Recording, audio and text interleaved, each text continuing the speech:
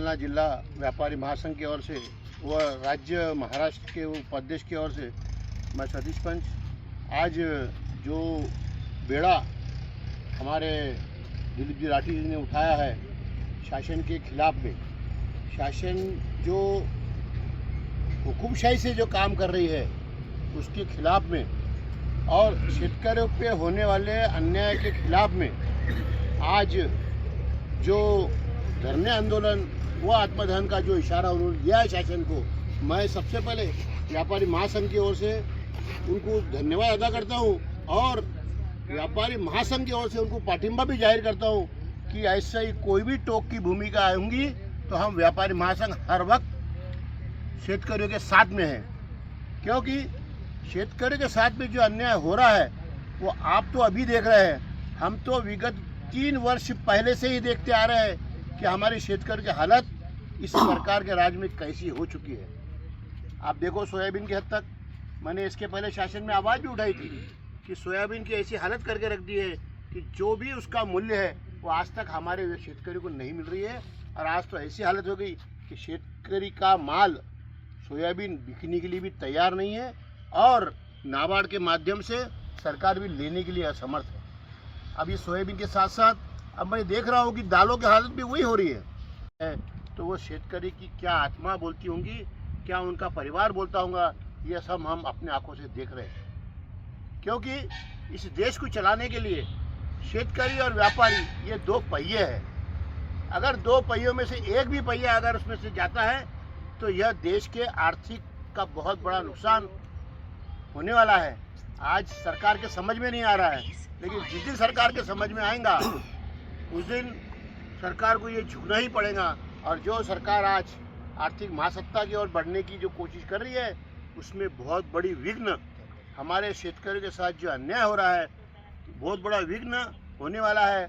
और उसके कारण ही आज देश अपना तीसरी महासत्ता की ओर नहीं बढ़ रहा है। जब तक सरकार की जो देखने की जो सोच है शेतकरियों के प्रति और व्यापारियों के प्रति भी, आप देख लीजिए कि शेतकरियों का जैसा जैसा भाव डाउन हो रहा है और उसी प्रकार से हमारे व्यापारियों की भी हालत आज खस्ता हो रही है। मैंने इसके पहले भी 2 बार 3 बार अपने बड़े लेवल पे भाषण में कहा है कि अभी तक हमने सिर्फ शेतकरियों को आत्महत्या करते हुए देखा है, लेकिन अब इसके बाद व्यापारी भी आत्महत्या करने की कगार पर है, क्योंकि ऑयल सीड इंडस्ट्री पूरी खत्म हो चुकी है। अब उसके बाद पल्सेस इंडस्ट्री का नंबर दिख रहा है मुझे, अब पल्सेस इंडस्ट्री भी खत्म होने की कगार पे है। अभी जो हम आज शेतकरी को जो टोक की भूमिका राठी जी ने ली है ये एकदम सराहनीय है। मैं तो इससे भी ज़्यादा अगर कोई भूमिका होती है और जैसा आज उन्होंने बेड़ा हाथ में लिया है तो मुझे 100% भरोसा है कि इसका रूप बहुत बड़ा होने वाला है। क्योंकि मुझे नज़र आ रहा है कि बोलते जब चिंगारी लगती है उसका जब भड़का होता है तो वो भड़का कुछ छोटा मोटा नहीं होता है, और वो भड़का अब हमारे दिलीप जी के द्वारा हो चुका है। और ये शासन के दरबार तक ये बात जाएंगी और शासन के जो हुक्मरान जो काम करने वाले जो कर्मचारी है वो शासन तक ये बात नहीं पहुंचा रहे हैं। हुकुमशाही से कुछ भी मनमानी तरीके से जो कार्य कर रहे हैं। अभी हमने देखा है, मैंने इसके पहले नगर परिषद के द्वारा भी जो आवाज़ उठाई थी, इसमें जैसा ही मैंने अपने हाथ से आवाज़ उठाई थी तो सबसे पहले अटैक मेरे ऊपर ही किया गया है। मुझे जो करने वाला है उसके ऊपर अटैक करो, ये भूमिका सरकार की है।